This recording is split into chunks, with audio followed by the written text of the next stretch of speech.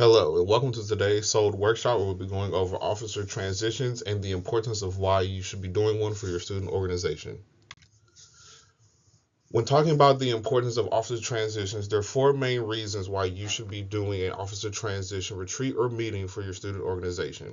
Those reasons being it ensures continuity and prevents loss of momentum, it empowers new officers for success, it fosters teamwork and collaboration, and promotes organizational growth and improvement. When talking about ensuring continuity and preventing loss of momentum, outgoing officers possess a wealth of knowledge about the organization's operations, history, procedures, and ongoing projects. Transition training allows them to effectively pass this information on to the new officers, preventing the need to reinvent the wheel and ensuring a smooth continuation of activities. Student organizations often rely on established relationships with faculty advisors, campus departments, sponsors, and other organizations. So it's important to make sure that during these transition meetings that you're sharing all of this knowledge, so that way you can avoid potential setbacks. Empowering new officers for success is very important when it comes to transitioning from the old administration to the new administration. Transition training provides a dedicated time for new officers to fully understand their responsibilities, expectations, and the scope of their roles. This clarity is really essential for them to feel confident and effective in their positions.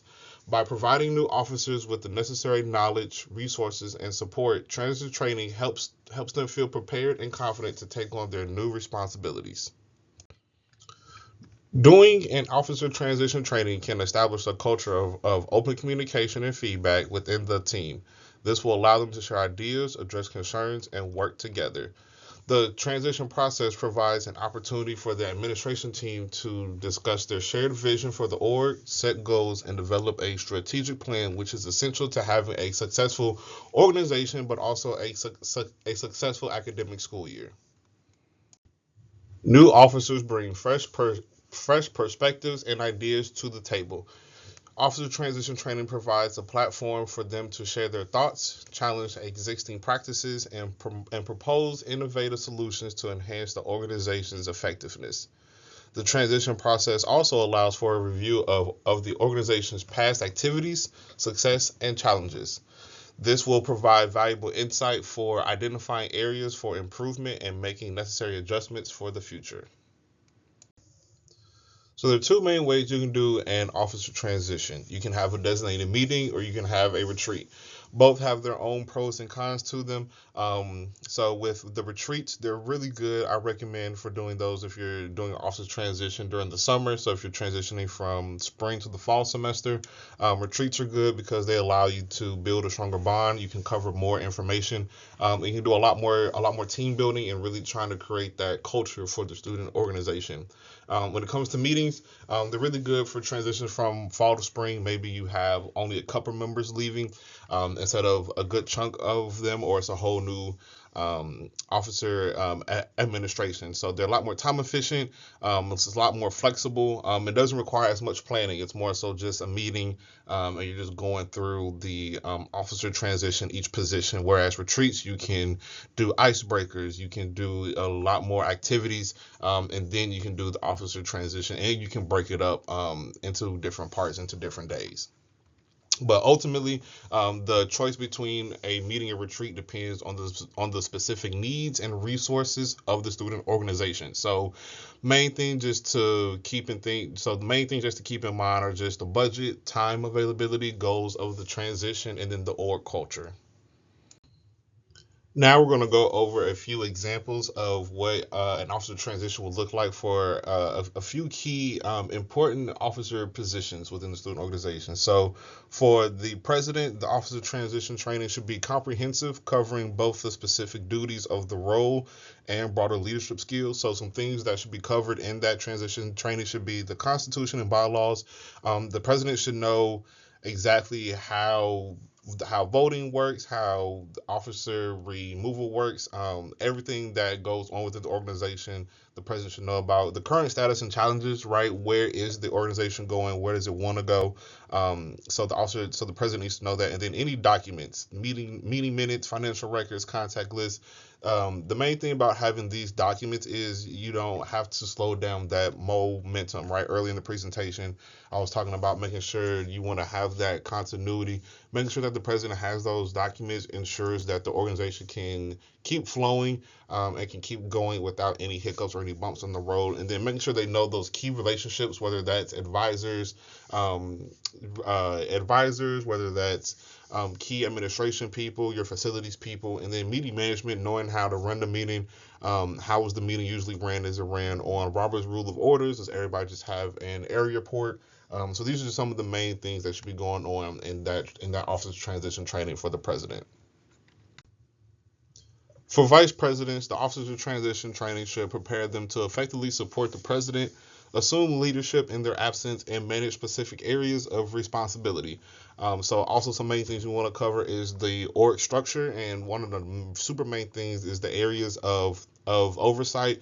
Just so there's no overlapping, there's no stepping on toes, right? So knowing what areas is the vice president going to be over, and then compared to what the president is going to be over. Of course, the meeting management, how they will support the president. That's more so of a conversation for the president and the vice president, but still talking to the current vice president still helps. That way they can share those tips and tricks on how they supported their president when they were there as the vice president. And then when do they take lead? And then key important documents, same thing. Financial records, meeting minutes, things like that are all important for the vice president to have. Just for whatever reason, the president is not there. For students who are treasurers of their student organization, it is crucial to ensure the financial health and the stability of the organization. So make sure that the treasurer and the office of transition, you all go over financial policies and procedures, financial management, best practices for record keeping, budget and expense approval process, documents such as past records, chart of accounts, and necessary info. So also how much money is in the account, how much money was previously in the account, just so that way you all know. And then also for the record keeping, that will be a conversation just talking about more so what's the best way to do it digitally, pen and paper.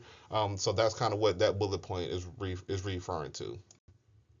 For the event planners or the event coordinators within student organizations, it's very important for them to know all of the processes and cycles that go through to host a successful event.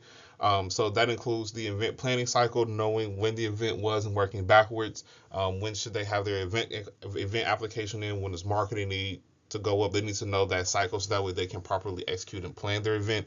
Also for UNT, they need to know the event application submission, the event application approval process. So knowing the 5 or 15 day submission rule, knowing that both president and the advisor have to give their thumbs up on the event application for it to be submitted, right? All event planners need to know that information so that way there's no hiccups, and it's a smooth transition and trying to plan their events.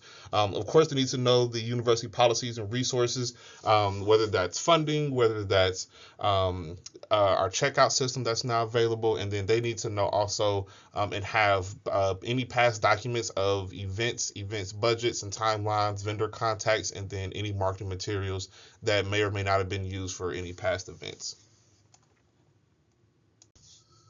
And then last but not least, for our secretaries, the main thing is just making sure that they're equipped with the skills and knowledge to effectively manage records, communications, and administrative tasks. They need to have all the past records and procedures, all the past meeting notes. You should probably talk about the best practices for writing meeting notes, and then how will you store and share those meeting notes. They're one of the few people, along with the president and vice president, who should really have all the username and passwords to all the online platforms for social media accounts, whether that's even online banking information also, and then just and then just the membership management, knowing who's active, who's not, if you all do dues, who has paid dues, who hasn't paid dues. So that's more so what should be covered for the secretary when doing that officer transition. And so, in conclusion, officer transition training or retreats are essential investments in the future of college student organizations. They provide a structured process for knowledge transfer, skill development, team building, and strategic planning, which will ultimately empower our new officers to lead effectively and ensure the organization's growth, continued growth, and success. So, if there's anything that we in student activities can do for you all, please let us know, and then we will be more than happy to help you all. All right, thank you.